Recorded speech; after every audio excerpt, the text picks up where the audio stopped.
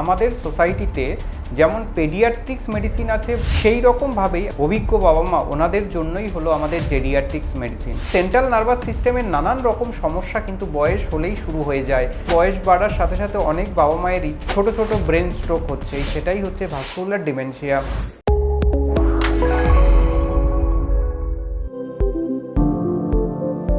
আমি ডক্টর পার্থ মণ্ডল, আমি একজন জেডিয়াট্রিক্স মেডিসিন ডক্টর, মানে বয়স্ক বিশেষজ্ঞ ডাক্তার। আমাদের সোসাইটিতে যেমন পেডিয়াট্রিক্স মেডিসিন আছে ছোট যারা রয়েছেন আমাদের সোসাইটিতে তাদের জন্য, সেই রকমভাবেই আমাদের বয়স্ক বাবা মা যারা 60 এবং 60 ঊর্ধ্বে রয়েছেন, অভিজ্ঞ বাবা মা ওনাদের জন্যই হলো আমাদের জেডিয়াট্রিক্স মেডিসিন।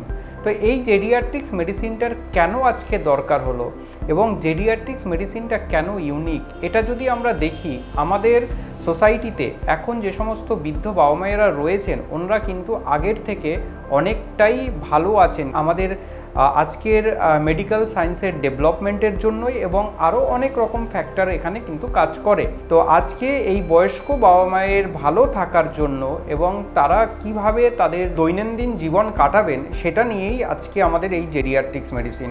আজকে যদি দেখা যায় যে বয়স বাড়ার সাথে সাথে নানান রকম সমস্যা মা বাবার বেড়ে যায়, চুল পাকা থেকে শুরু করে নখ উঠে যাওয়া পর্যন্ত সেন্ট্রাল নার্ভাস সিস্টেমের নানান রকম সমস্যা কিন্তু বয়স হলেই শুরু হয়ে যায়। তার মধ্যে একটা সবথেকে বেশি সেটা হচ্ছে অ্যালজাইমার ডিজিজ বা ডিমেনশিয়া। আমরা যদি ধরে নিই 100 জন মানুষের ডিমেনশিয়া আছে, তার মধ্যে 70 জনেরই কিন্তু অ্যালজাইমার থাকে, এবং বাকি যে 30% বাবা মায়েরা রয়েছেন ওনাদের কিন্তু ডিমেনশিয়ার কারণ অন্য কিছু, যেমন সেটা হতে পারে ভাস্কুলার ডিমেনশিয়া।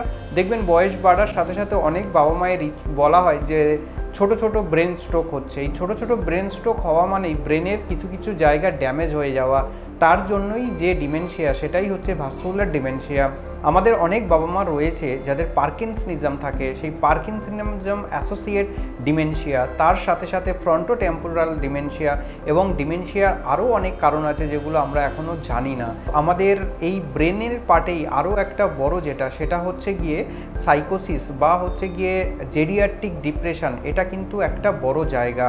বয়স বাড়ার সাথে সাথে যে নানান রকম চিন্তাভাবনা আসবে এটা স্বাভাবিক, কিন্তু এটাকেই কেন্দ্র করে যদি মা বাবা ডিপ্রেশনে চলে যায় সেটা কিন্তু সঠিক নয়। আমরা যদি নির্দিষ্ট সময়ে বা সঠিক সময়ে এই বাবা মা ডিপ্রেশনে আছেন কি না সেটা ডায়াগনোসিস করে নিতে পারি এবং তার প্রপার ট্রিটমেন্ট দিই, তাহলে কিন্তু আমাদের বাবা মাকে ডিপ্রেশনের মধ্যে ঢুকতে হয় না।